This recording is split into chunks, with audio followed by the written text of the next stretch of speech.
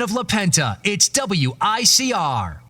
Hello, Iona College. I am your host with the most, Jersey Joe, continuing the third annual Halloween Radiothon. I hope you enjoyed it. I took you into the show with the Ghostbusters soundtrack. I've got to admit, it's an all-time favorite for mine. I'm just a huge Ghostbusters fan in general, so I don't care. I'm going to be blasting that song every time I'm on here. I am on right now at 7. I will be back on at 11 to 12 with Big Shot Rob and Armand Medeo, all of us breaking down NBA.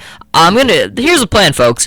Gonna do the show here at 7, gonna go watch the Spurs game, and I'll be back here with Big Shot Rob and Armand, break down the game, talk Halloween stuff together. But this is kind of a bridge to kind of hold you over. Now, I know everybody wants to get a little bit, so here's a little taste, here's the appetizer, you'll get the main course at 11 to 12.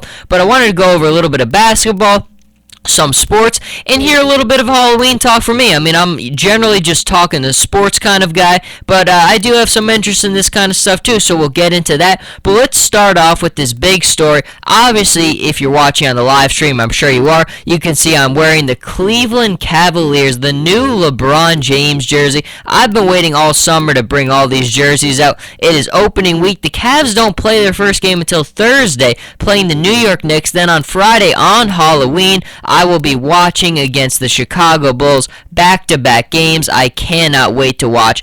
But there was a little news story coming about the Cleveland Cavs. David Blatt was saying that the championship expectations for his team are unfair. And it's kind of interesting. I will read you his quote. I think it's worth evaluating. David Blatt said, "Anybody talking about us winning it all, I think they're being unfair to those great NBA teams that are out there that have either won it or have been there to win it, and also it gives us a team that's talented but new." Blatt said Tuesday, 2 days before the Cavs season opener, Thursday at home against the New York Knicks, we have a lot of work to do before we can start claiming anything before it's time. And I think it's a good message he's sending there. I mean, I think clearly, the media, all of us as fans, we have one expectation for this Cavs team. It's pretty much championship or bust. Now, I think that the media and fans have done a better job here. I think when LeBron first went to the Heat, it was championship or bust first year, and there's no question. They have to win it the first year or it's a complete failure. And they did. They got to the finals, but they lost. I think with this Cavs team, a lot of people in the media were much more smart about it. They were saying, look, this is a team where they might get to the finals the first year, but they're probably not going to win it. It's going to take this team a longer time to gel, to mesh together, because at its core, this is an extremely young team. I mean, remind everybody, Kyrie Irving is still very, very young in his career. Kevin Love is still very, very young in his career. One of the older veterans on this team is LeBron James, which is unbelievable because the guy is only 29, 30. So it's very, very going to be a tough transition for this team. I've said it many, many times. I think it's going to take this team 2 months to gel together. And once they gel together, though, the talent alone on this team is enough. It's going to come down to executing the offense, ball movement, and defense. Defense is the one thing this Cavs team has not done. It's the problem with this big three right now is 2 of the big 3 have never been committed to defense consistently. They're great offensive players. They can move the ball, especially Kyrie Irving, but the one knock on their career has been they're not committed on the defensive side of the ball, and you have to play both ends of the floor. You look at the San Antonio Spurs. They move the ball better than anyone, and they all know what they have to do on defense. Defense is what's going to set the Cavs apart and help them win the championship. But I like David Blatt coming out there and saying that. I like David Blatt a lot because he's holding people accountable. He's coming out there and saying, we're good, but we're not going to win. It's going to take us a while. We need to do things. If we do those things, we'll be fine. And I think that's 100% correct. There's work to be done. There really is. It's going to take some time. So there's going to be frustrations, but ride the course. Keep on grinding. You'll be fine. I mean, we see it all the time. LeBron is the ultimate guy. I think him and David Blatt are going to be a perfect combination together. And LeBron, one of the things that we don't appreciate from him is we all know everything. He's the most versatile player, probably in league history. But you look at LeBron and what he does as just a leader in that locker room as well. He's the perfect guy to lead because he's been through it all now. Kyrie Irving, Kevin Love, they can go to LeBron. He knows what it's taking. He's had the ups and the downs. He's lost in the finals. He knows what that loss feels like. He can help these guys transition to be better. And there's not a better superstar to be around. Part of the thing, I think, superstars in the NBA for so long have just been so self-centered. It's been about me. Give me the ball. I want the final shot. It's me. We go through me. Everything is me, me, me. And even up to Kobe Bryant, at the end of Kobe Bryant, I have all the respect in the world for Kobe Bryant and the MJs and all those guys. But the one thing you could never really see with them is they didn't always get along with teammates. You go back to the Shaq Kobe thing. How good were they when they were together? That thing got broken up because just their egos. They both wanted to be the man, and they both couldn't coexist with one another because they both thought, I have to be the man.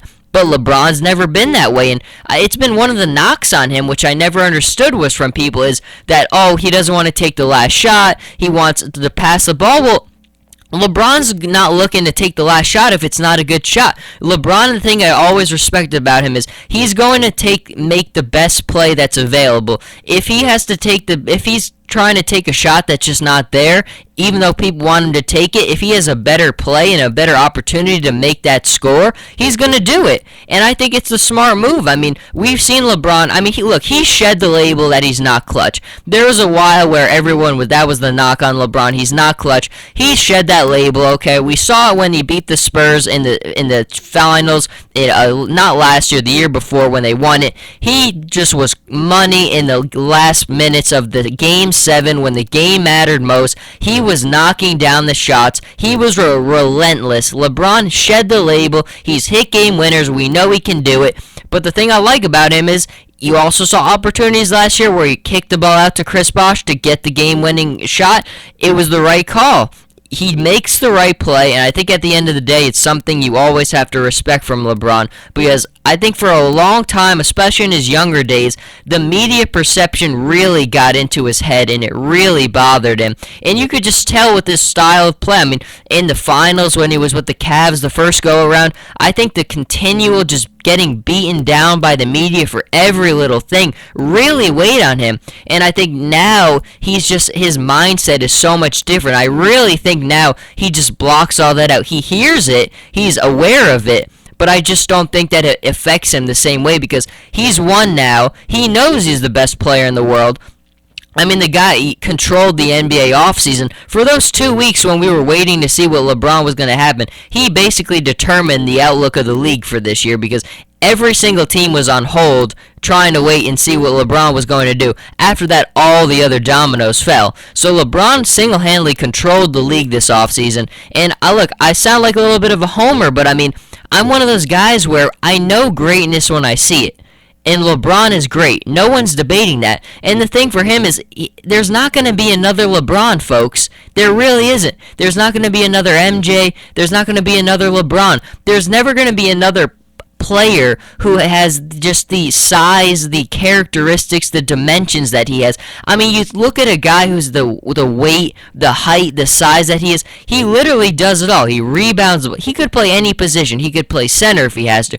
You just look at him defensively. You could put him on Derrick Rose. You could put him guarding centers. He could cover all the positions. He can run the offense. He can score. He plays defense. It's just to see a guy like that who just buys in on every single possession, every single play. He plays every position. It's commendable because we don't see superstars always doing that.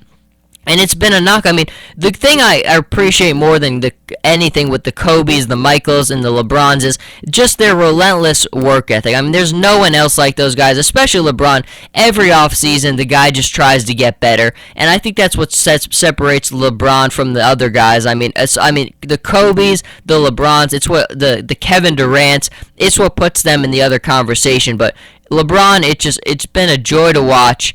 I know the greatness when I see it, and I just always appreciate it because one day he's going to be gone.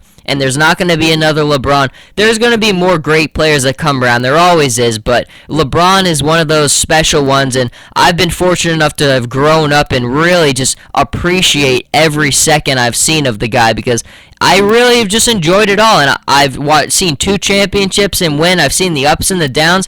I've been there for it all, and it's been phenomenal. So that was a very long LeBron James speech, trying to get a Halloween theme in here, and we end up going on a massive just rant on LeBron James. So why don't I go to a break here, play a little more Ghostbusters music. When I come back, we'll switch to some Halloween type conversation. I promise I got all the LeBron out of me for the rest of the show, so stay with me, and I will be right back.